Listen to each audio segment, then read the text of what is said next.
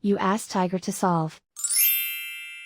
This deals with linear equations with one unknown.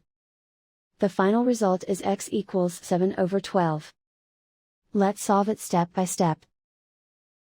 Group all x terms on the left side of the equation. Add 9x to both sides.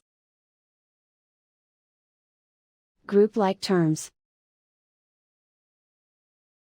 Simplify the arithmetic.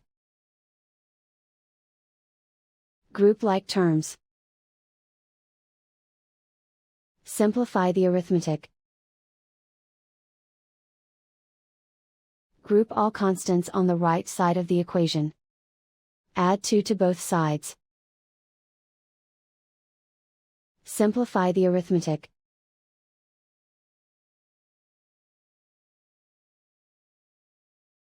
Isolate the x.